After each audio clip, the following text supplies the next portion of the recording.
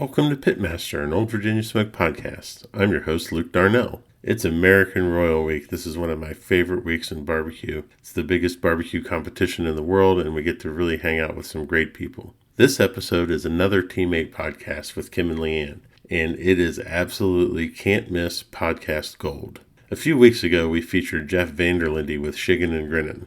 It's an amazing episode that if you haven't listened to it, you probably should before you listen to this one. This episode has been titled The Rebuttal. You do not want to miss it. This is a great interview with Ted Moonen and Derek Schonsberg from the Shiggin Boys. So, while you're enjoying this podcast, please be sure to share it out on your social media. Be sure to like the podcast on the service that you listen to podcasts on. Every little bit helps.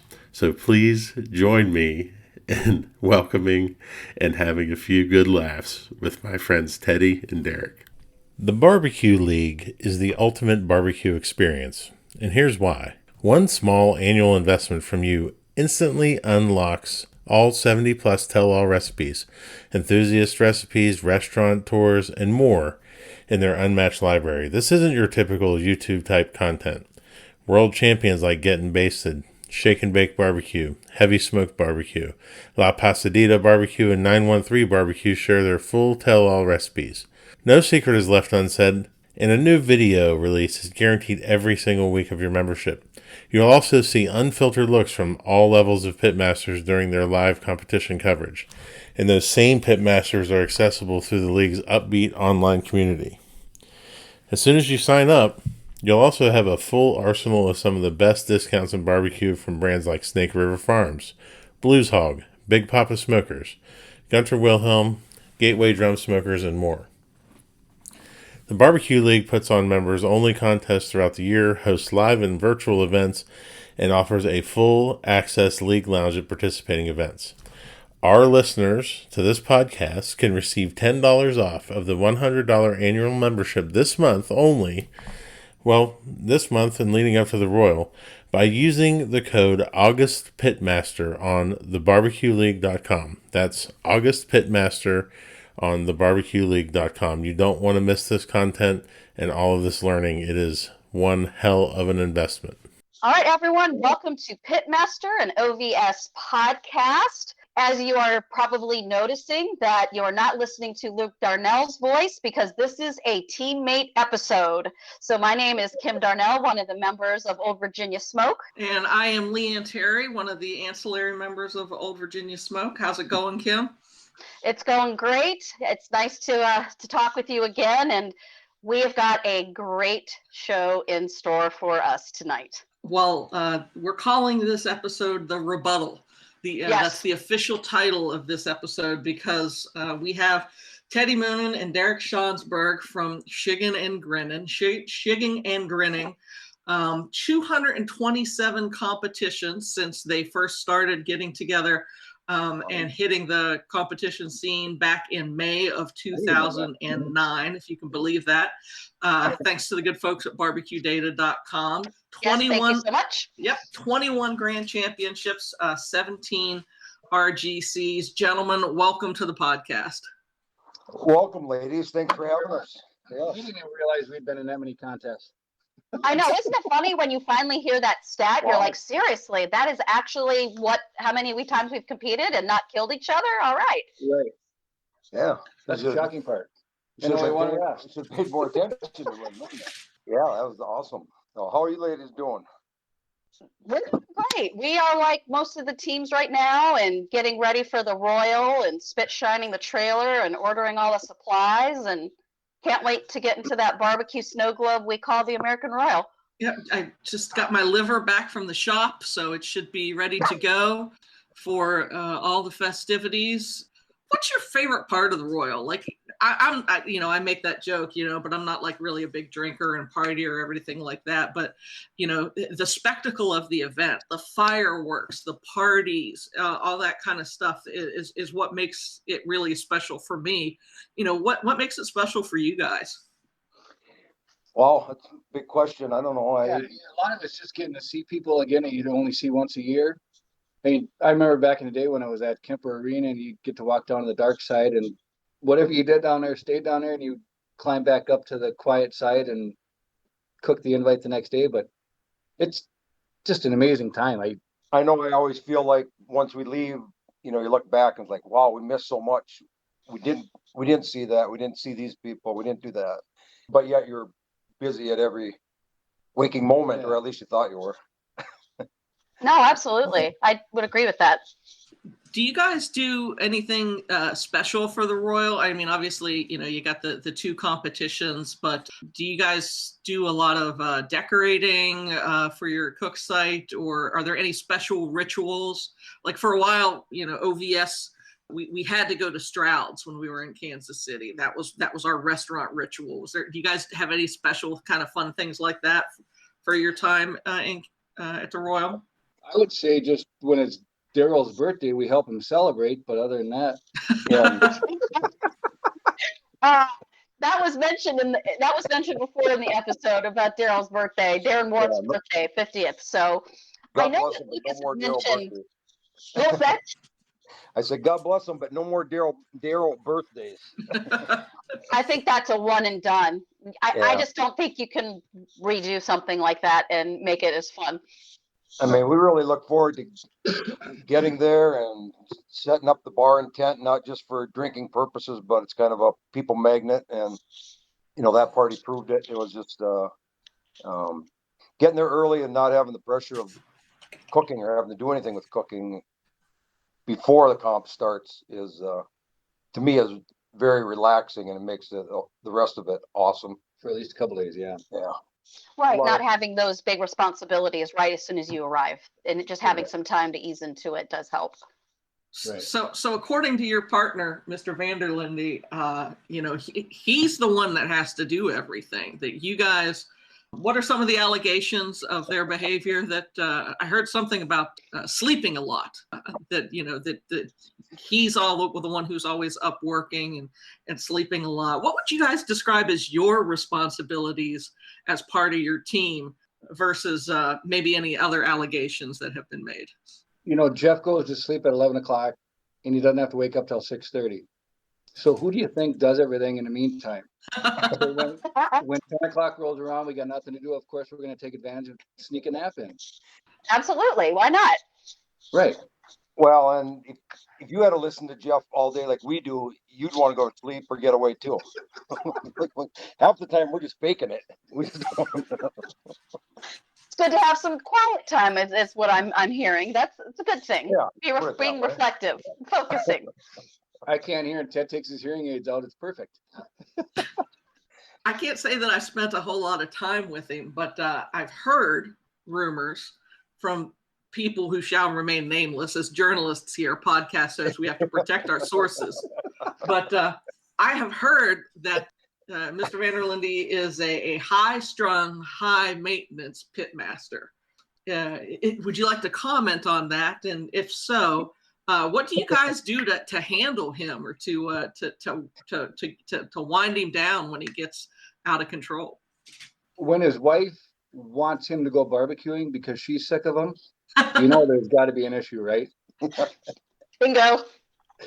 Yeah, and high maintenance and Mr. Those are the kindest words we would ever use against them. Part of it is we've been friends forever, so you just kind of get used to what he does, and when he gets high strung or whatever, you just do what you need to do to placate him and let the rest of the shit roll off your shoulders, and he'll apologize 2 days later, but at that time you just ignore it kind of. Mm-hmm. Yeah, but he's good at what he does when he gets there. I mean, just ask him; he'll tell you. Yeah, in the last podcast with Luke, he was talking about how his nickname was the Den Mother. Oh, now is that a name that he gave himself? Did you give him that name? I think Ted did. Again, it was a sugar-coated way of having him. I grew up in the Boy Scouts, and we were one of the few clans that had den mothers instead of the fathers doing it. And of course, as young men, we were not offended by it, but we didn't want to get yelled at by our mom all day, let alone get yelled at by the den mother in the evening. And so it kind of stuck with me, and it kind of reoccurred when I started hanging out with Jeff at the barbecue. Do this. Don't do that. Right. Who the hell did that? So yeah, What it was a name we gave him with love. What are the signs or the symptoms that Oh. he's starting to unravel or get wound up or anything? What Because could he the seems so casual regimented. viewer look for? Right.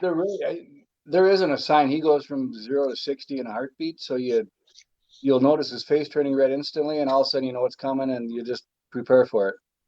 I think all the time, the first thing that you know something's amiss is when you start hearing the word "we" instead of "me." When it goes south, all of a sudden Derek and I are 100% involved. Mm-hmm. That's true. So how would you say that your cooking styles are different from your pitmasters? Because what we were talking about compliments, that he did throw out some great compliments, and one of the compliments was that Teddy, you're excellent at fixing anything, and anytime there's a problem, you're right there with the cook. And then with you, Derek, he was saying that you are probably the best chef on the team as far as can make anything or cook anything. So, when we barbecue ourselves, 10 o'clock means maybe it's 9:30, maybe 11:30. It just whenever we feel like doing it. Where Jeff, it's 10 o'clock. Hey, we're a minute late. For us, and you look at Darren and Porky Butts and those guys. 10 o'clock, 10:05, 10:10, whatever. Jeff, it needs to be that. He sets his alarm 25 times at a contest just to get we it both off. like cooking. Add a lib, throw a little bit here, throw a little bit there, a little more camp style cooking. And yeah, granted, you got to be by the recipe, but he hates that. So sometimes we do it just to spite him a little bit, to be honest. But Like Darren will say, okay, hey, I'm using this for this thing now. I have to search 25 stores to find this one product that nobody carries except for down in Des Moines. When there's 12 products that are exactly the same, but it's got to be this manufacturer, it's got to be exact thing. And I'll make brisket love once in a while, and I'll use a different beer for the ingredient, and he blows the gasket. And it might make a little difference, but and I don't think it's a secret that Derek might use old containers just to hide what he's giving Jeff for a product. Well, he did, right, and he did share the story about cheap chicken. How you put the package of his chicken on top, but then the cheaper chicken on the bottom is according to him. You'll never outlive that one. So he wanted white I even skin thought that was bad. That was white skin that was see-through. I thought it was perfect. I don't know how we did that contest, but I think we did get a call. I'll never hear that. You'll never hear it if we did. Right, exactly. And sometimes you have to have secrets from your pitmaster, or else they might go off the rails. And so, I know Leanne and I have had our share of, let's not tell Lucas until maybe after turn-ins, or maybe or maybe ever. Yeah, right. We sometimes we just pinky swear that we're never going to say anything. Oh, yeah, that's happened a couple times. Do you have any stories like that you're like, okay, I don't know if we should ever say anything, or maybe now you could be free to say something and not get too much retribution? Yeah, now would be the perfect time to whip that out and slap somebody in the face with it. Somewhere he didn't find out for 2 or 3 years later, and he only found out because we told somebody else's story, and then that person ended up telling him, not knowing that it was a secret. But there's been a few. I mean, it's a long story. Well, yeah, no, but we have time. The pig down in Iowa. It was the classic of all secrets that we kept from him. But so we were down in Iowa and Minnesota used to have a border battle, and pig, the Floyd of Rosedale or whatever it was, traveling trophy. It was a traveling trophy. And one year we're down in Iowa for the contest, and it was Ted, myself, and Kyle. Ted's kid was down there, and it was probably 1 o'clock in the morning. We'd been drinking all night, and let's go look for the trophy. So we end up finding the trophy in a building. We grabbed the trophy out of there, and Mothers Against Drunk Drivers had a weird looking car or whatever. So we set the trophy in there, and we wrote a ransom note, and we put it on Tim from Spitfire, we put it right between where he walks out of his trailer to the smoker. So there's no way he was going to miss it. And it was a cleverly worded ransom note, if I remember correctly. Yeah, but we were thinking that it was like a college team stealing the other team's trophy kind of thing. Right, We're yeah. we're in a different mindset. Yeah. So Tim, we see him walk out the next morning, walks right over the ransom note, checks his meat, turns around, sees the note, picks it up, looks at it for a second, and throws it away. Oh, Like, oh shit. So now we have a missing trophy, Right, not stolen, but missing. right. And long story short, the awards are going on, and we get a call. Jeff goes up there, and the announcer keeps making comments after another call and another call, and Jeff gets up and goes, "Well, I don't know if I should be giving you this check. You should be giving that to me for the ransom," because word was out. Everybody knew that. Everybody thought they knew we'd taken it, and Jeff had no clue that we'd taken it. So they weren't gonna tell the final results until we gave the trophy back. So we ended up telling somebody, "Yeah, we ended up finding it. Here it is." And Jeff didn't hear about that for 2 years later. 2 years. So even when they were making those comments, still no clue. Oh No my clue. gosh. For years. And the best part was every time it came up at a contest, he had no clue, and he would just get so angry about it. And we're like, "Yeah, that was really weird." But That is a great story. Oh my gosh. And I love the fact you thought it was like the college rivals with the mascot. That is hysterical. Yeah, you gotta have a little fun when you have contests. You the have to. opportunity knocked, and I don't know, took advantage of it. But I don't know. That was back when we put our meat on at 11 o'clock so you could stay up till 1 or 2 and not worry about it because you didn't have to get up till 7. Well, I Exactly. think like you guys, there's a lot of stuff that happens in the trailer in the midst of the cook that all of a sudden it's like, oh, shit, he'll don't mention that, because all he'll do is get him off his game. Oh yeah, exactly. And then if it goes right and we tell him about it, then he won't believe us. There's no way you guys. Or he'll say, "I knew that." So there's a lot of I in team, is what you're saying, perhaps. Big eye and There's a lot of I in team when we win. There's a lot of we in team when we lose. I was gonna say it's I win, we lose, right? Yes. Is that the situation? Oh yeah, no, it's all good though. I know. So what brings you guys back for barbecue every week with your team or just going to competitions in general? Oh, I think it's to find out what happened the week before. You don't really remember most of it. And it's just good time seeing friends. I mean, every contest you go to, there's a few different teams there that aren't at the last contest that you get to hang out with again and catch up and see what's going on. And I think everybody's you make lifelong friends on the barbecue circuit. Right, that's true. I think with Arrow, you miss something by a couple points, and it's like, God, I mean, we're all competitive, or we wouldn't be there, and we can do better. Let's go back, and it'll be fun. So let's just keep doing it. And then 10 years later, you're like, wow. Right. Yeah. Who knows? 2009. I didn't know it was 12 years. Yeah. Right. Yeah. No, it's hard not to go back to one, and then you miss a couple weekends, and you miss it. So,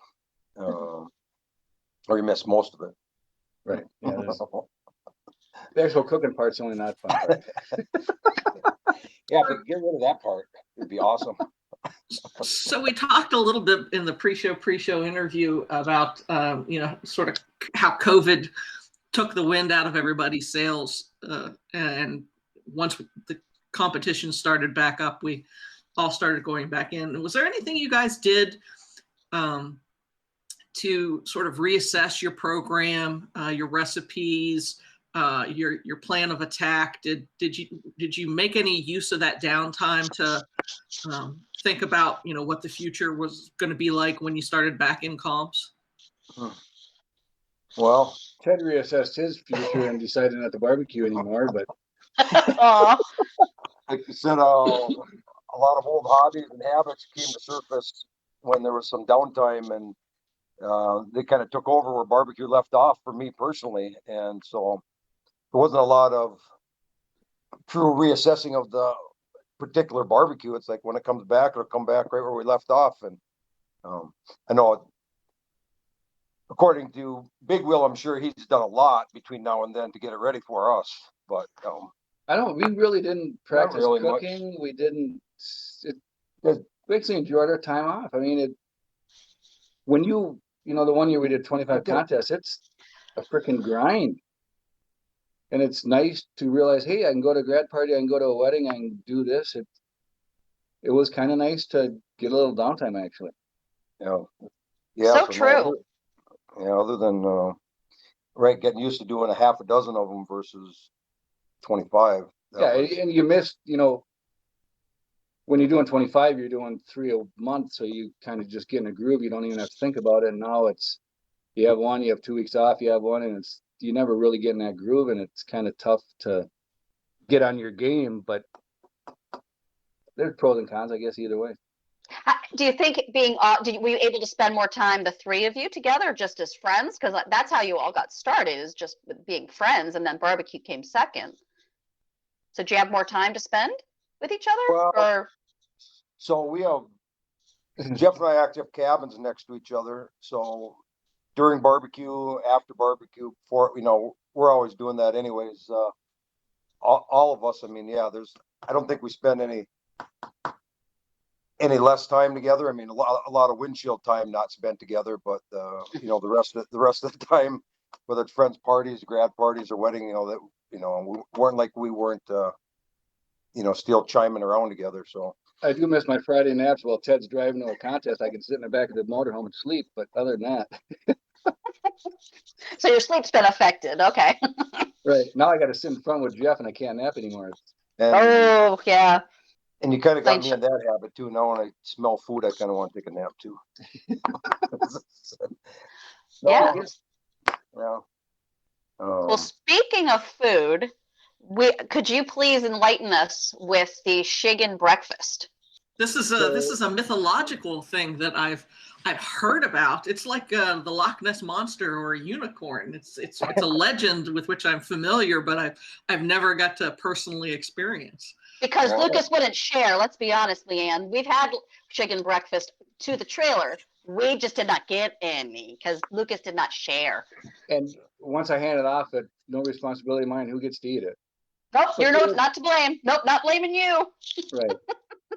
I mean, back in the day, we were cooking and we realized, hey, we need to eat Saturday morning. And sometimes I'd make bacon and eggs and hash browns, maybe biscuits and gravy or omelets or whatever. And it came to a point where Jeff said, nope, this is what our breakfast is. It's going to be eggs over easy. It's going to be old English muffin toast. It's going to be hash browns with orange peppers and red peppers and onions. And it's going to be compare bacon. And it just kind of built life its own. When Ted was there, we'd have, I'd buy a dozen eggs so I could make 6 breakfasts. And we'd have 3, so we'd start giving 3 away. And well, it originally started too, whoever was next to us got the breakfast. Right. There was no, so if you're next to us, you got the breakfast. But then you started getting requests to be next to us, so you get a breakfast. So then we had to start venturing out. And if people ask, hey, can I get a breakfast? Can I get a breakfast? Then they kind of get blackballed because it's not, you don't ask for it. You just, other than when Leanne just asked about it, she still gets one though. Because if I broke protocol, it's fine. I'm okay with the consequences. I was more, quite frankly, trying to sell the amazingness of it. Yeah, it definitely took on a life of its own. I mean, that's all Derek. There can be times where he might not get up to turn the cooker on or something like that, but he definitely gets up and makes breakfasts no matter what.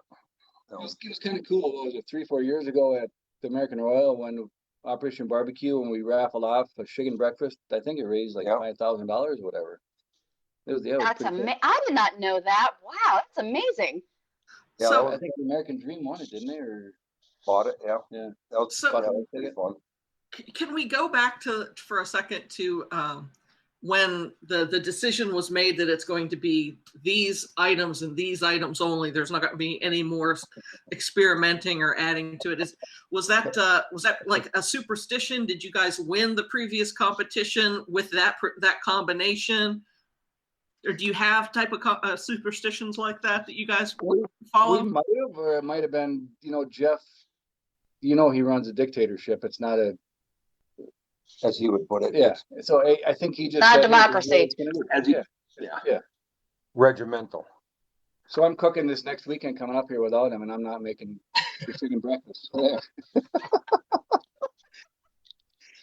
Well, plus it was always, what are you going to cook? The question came up, what do you want for breakfast? What do you want for breakfast? And, he don't like to deal with that extra stress, or we didn't. So, yeah, I don't know. And then It makes shopping easier too, because I buy the same thing every week. So, yeah.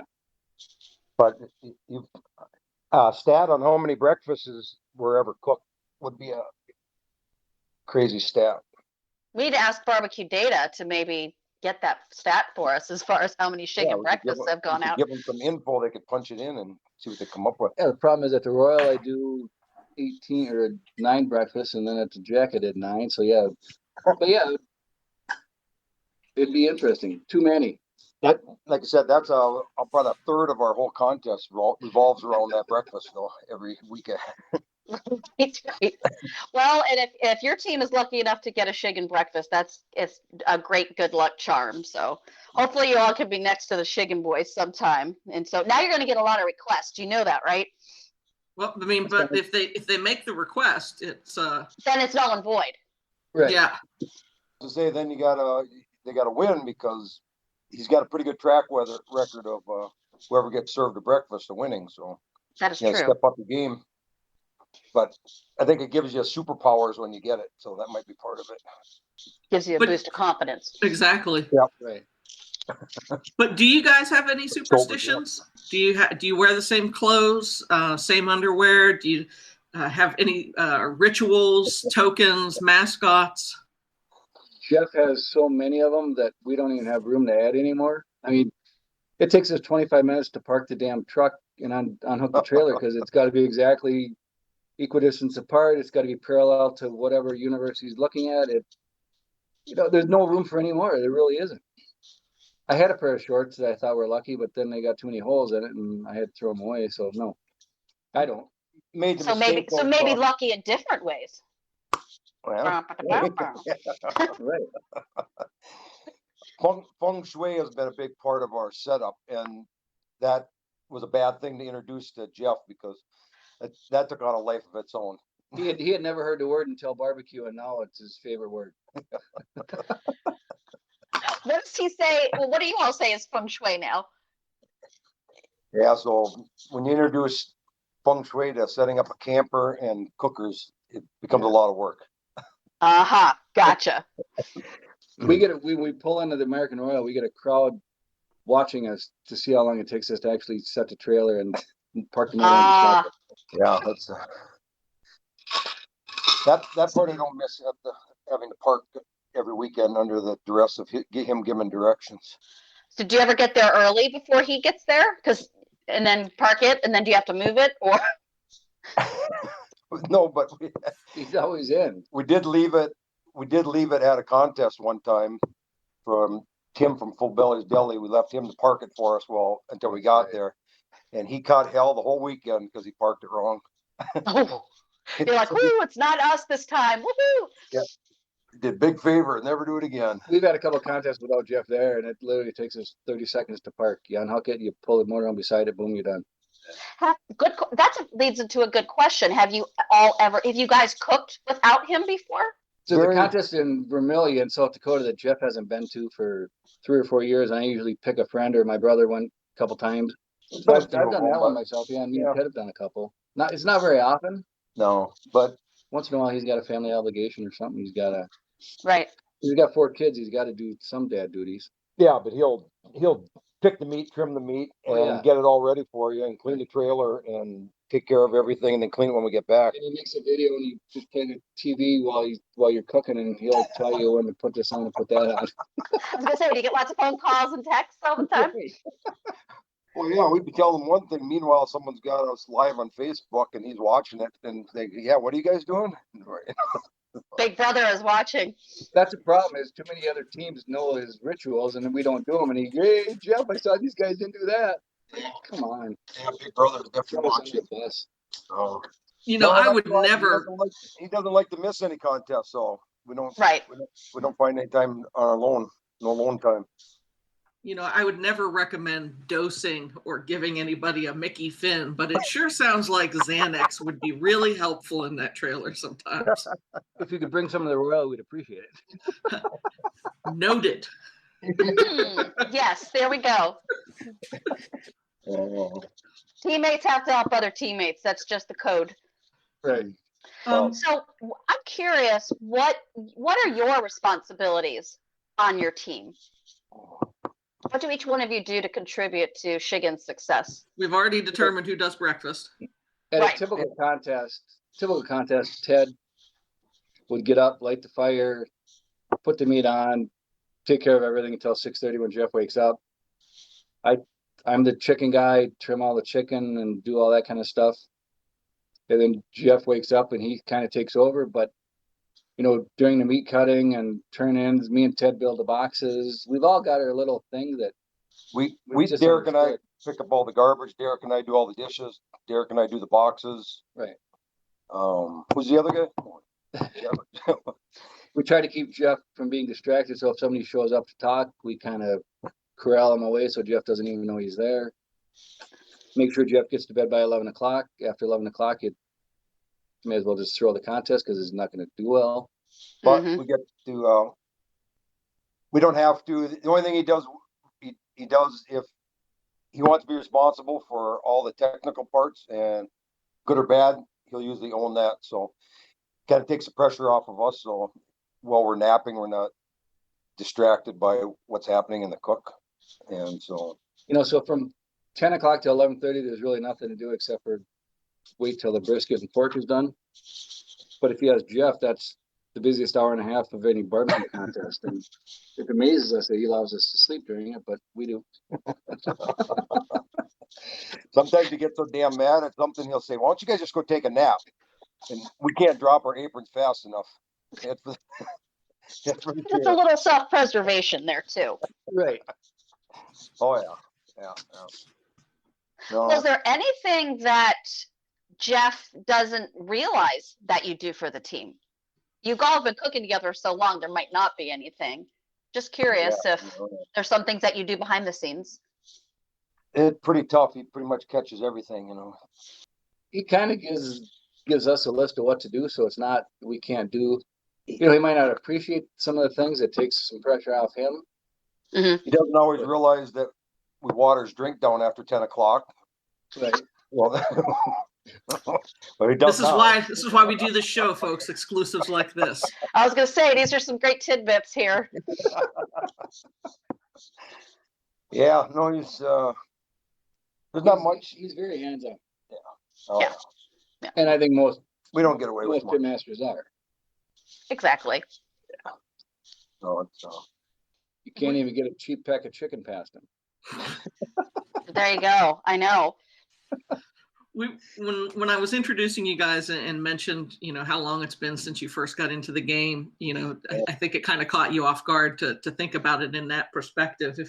If you guys could go back to, 2009 when you were just getting started, who are the folks that helped you out, and what was some of the good pieces of advice that you got from other folks in the barbecue community at that time? And really back then it was, it's a little bit different now, and that the good teams, we're friends with a lot of good teams, so we can get, if we need help with something, they'll give it to us. But back then, especially me and Ted Ted and I, any new barbecue team, we'd go and after we put the meat on, we'd go on our walkabout and we'd go and we'd hang out with them and talk and go Shiggin. just made a ton of friends and shig out them, and they didn't even realize we're shigging out them. And some of the trailers you walk in, you're like, what in God's name are you're cooking them here? But you'd pick up little things here and there, and I think just And that was part of why I enjoyed going to so many contests. It was like, just because you get that one moment to sit down with one of those guys that you knew was a good cook, and you just rap about barbecue and pick up, I obviously, like everybody, cook totally different after being in competition than I ever did before. And part of that was just rapping with the guys, some of the old school guys that aren't around anymore even. and picked up a lot of stuff from them. I think the biggest thing is you got to go to their campsite, not trying to steal a secret or trying to do whatever, but just to shoot the shit with them and become friends with them, and they'll start helping you if you're friends with them. If you just go there strictly to try to get a tip or a pointer, they're probably not going to help you. Well, truth is, if we brought back a secret to the trailer, Jeff wouldn't believe us anyway, so it would go nowhere. We would use it at home maybe, but that would be about it. Yeah, a lot of barbecue or a lot of pitmasters lie, so you kind of take it with a grain of salt, whatever tip they tell you. Right. Right. Yeah, they're only telling you a percentage of it. And then if you're able to piece it together, then good on you. But most of the time, you got to really get through all the BS first. Right. Yeah, but I enjoyed more and still do getting more pointers and talking with all the pit masters about other cooking, ancillary cooking, type cooking, at home cooking, cabin cooking, because everybody loves food and loves to cook. It's there. Exactly. So what are some of the favorite things that you all like to cook at home? Pork belly. I probably cook pork belly and salmon, my two biggest products at home, even, every other week or so, cooking one, whether it's for myself or friends or the kids or whatever. Just something to me is easy, and I can keep tweaking it and changing it. And no matter how you tweak or change it, it comes out great.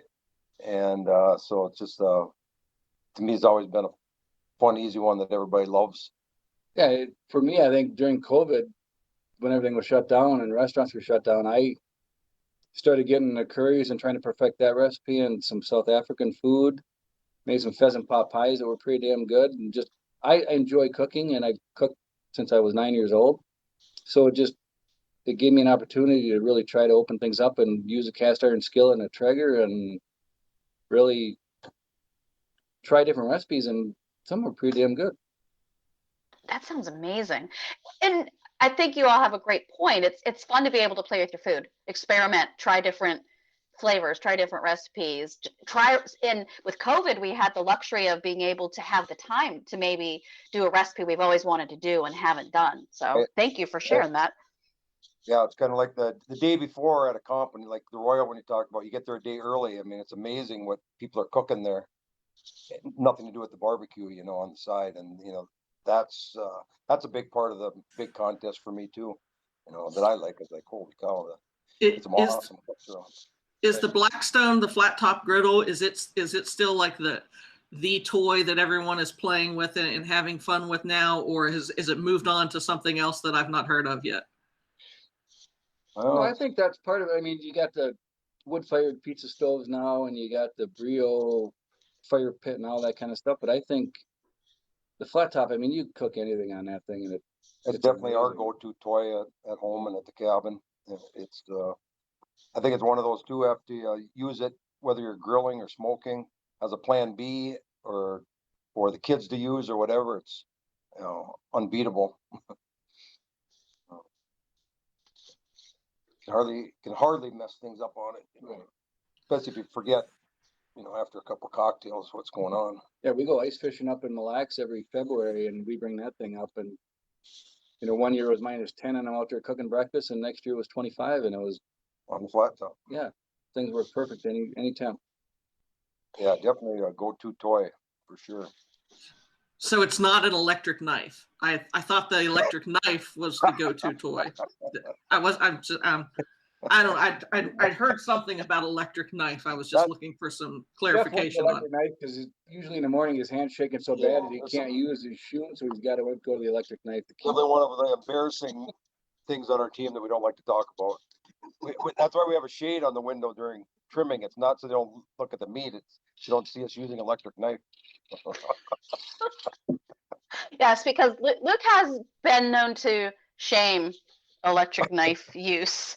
He's shamed people and made people change to an actual chef knife. I think that's another tip that we know when our den mother's all worked up, when he's cutting meat and his hand's not shaking, he's just zipping through it, because usually he shakes like a leaf on a tree. And so it's a good sign. If you see him not shaking, right, you might as well go take a nap. Yeah, and it's going to be a good day, Tater. Yep. Right. Oh, that's hysterical. All right. Oh, when we had when he wasn't able to use electric knife, boy, that throws some turmoil into the whole mix. Oh, something like King of the Smoker where you can't use electric. Yeah, Right. or power goes out or what have you. I mean, if the generator goes down, boy, he starts screaming because the electric knife is off the plate. And Yeah, there was some contests. It's raining so bad, the power cords are underneath water, and you have no power. And yeah, it's good to be schooled with a regular knife as a backup, I would say, if you're an electric knife guy. No, and that's good advice. And one of Luke's questions he always asks is, what is a tool of $100 or less that teams like to use? And I think, Teddy, what you said is having, if you are usually an electric knife user, having sharpened knives ready to go just in case you need them. Yeah. Well, no, or a good bottle of bourbon. That too. you get a bottle of bourbon under $100.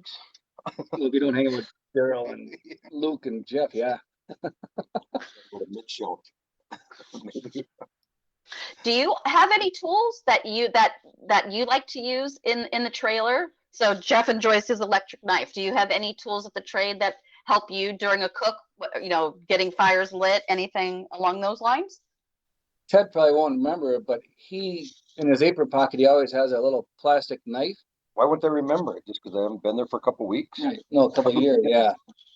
But he takes that and he goes around the box and he pushes all the parsley down.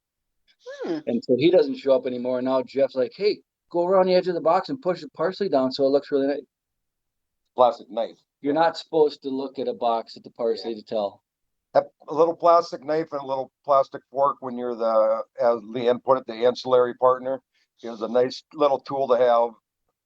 Because I'm not allowed to touch the stainless steel ones, but so if something's out of place, unless you're washing them, right, Teddy? Unless you're washing them.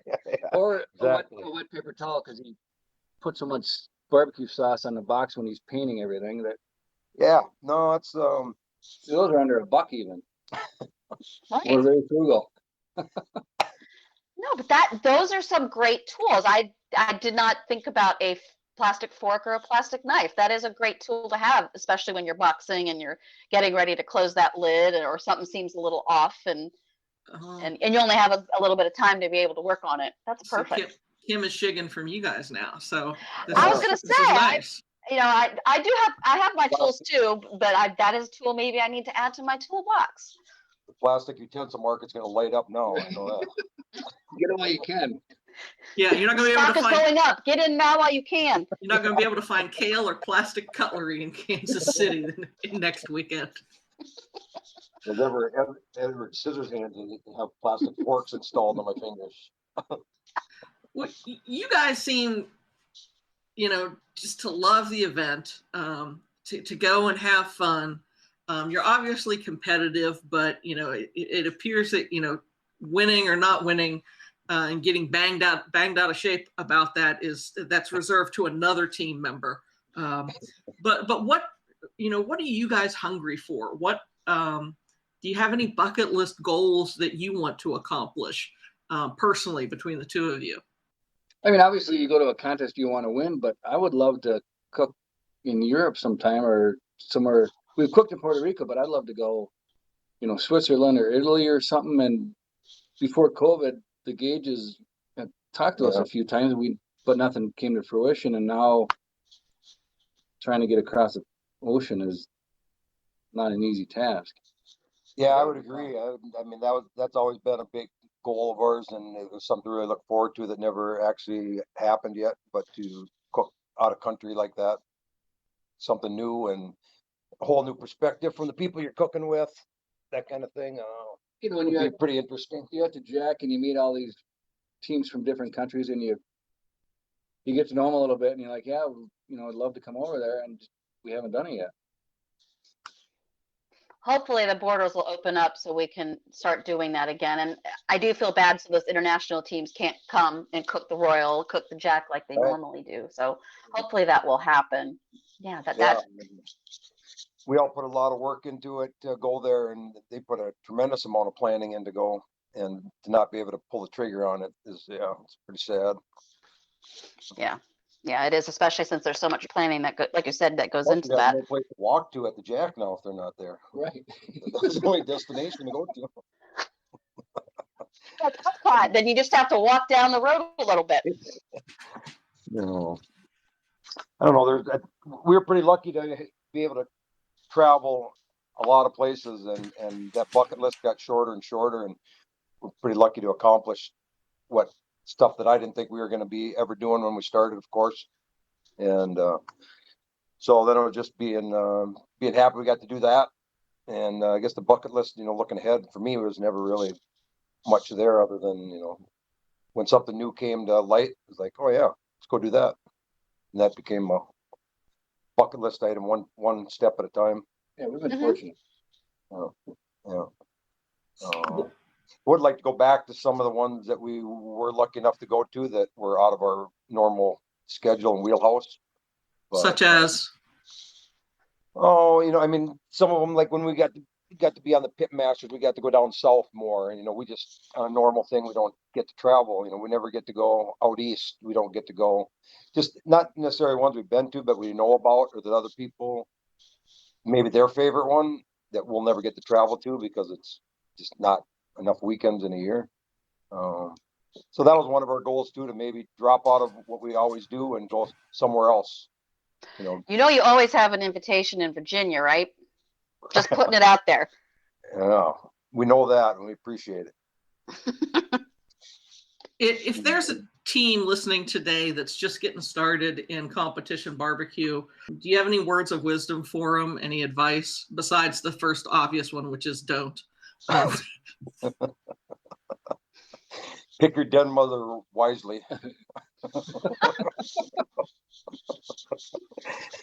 It's some sort of, is there a prenup for barbecue? Right, yeah. You can't get blamed for certain stuff. I would say just be a sponge when you go to a contest and understand you're not going to get the full recipe or full secret from anybody, but everybody's going to give you a pointer and listen to them. Listen. You cook for your neighbors or whatever, and they love it, and you think you're the best ever. But the reality is, when you're on the competition barbecue circuit, your neighbors aren't there to judge your product, and everybody there is better than you are. So listen to some advice and be open to changing what you're doing. Yeah. And take a class. I mean, there's tons of barbecue classes out there. Take one, because it's amazing what you'll learn. You're not going to switch your whole thing around, but you're going to take a couple of things out of each category and definitely get a better cook. More bang for your buck the time that you have to put into it if you learn ahead of time. Anything. It's cheaper to take a class than to do 3 contests and learn nothing. That's a very good tip. Very good tip. Enjoy the day. I give that tip.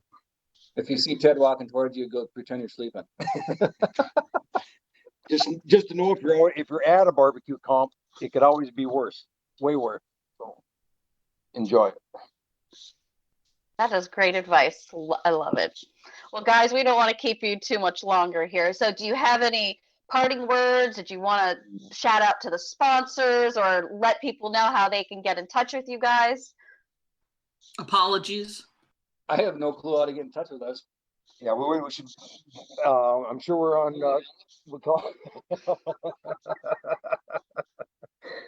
Look up some wanted posters. Yeah, I don't know. Yeah, obviously we want to shout out to our sponsors. We wouldn't be where we're at without them. We would, but we wouldn't be enjoying it as much. I mean, can never say enough about them. And they became, they are all our sponsors are as good of friends as they are sponsors to us. So, yeah. Again, do you remember any of them? Yeah, there's that one guy. He has the stuff. They know who they are. You know what? I take it back. It's not going to be called the rebuttal. This episode is going to be called "They Know Who They Are." There we go. There's the title right there. They know who they are. I know it's Compart, Yeti, Traeger, right? That's some of them. Yeah. We normally don't get those questions asked because this is probably the first time where we've been in front of a microphone, let alone a camera, where Jeff wasn't in front of us. Or you weren't doing bunny ears in the background. Yeah. No. So is it true he gets to rebut the rebuttal? Oh, no. Okay. Oh, no. I think Luke made some promises, but we're not making any. All right. Nope. Wow. As far as we know, this is the end. This is the train end. Train stops here. All right. That's perfect. Yeah, I can't believe it's not the first time Luke made a promise he didn't follow through on. So I'd say he just stick with that. Ooh, Well, ouch. in a business aspect, I mean, toward Jeff, not Uh-huh. the general public. Yeah, he mentioned that there could be a rebuttal of the rebuttal, but again, I don't think that Luke actually made any promises. But we'll see. We'll see how much peer pressure he gets. We're gonna go with he told them like we do. He told them what he wants to hear. Sometimes you have to do what you need to do. Right. Yeah.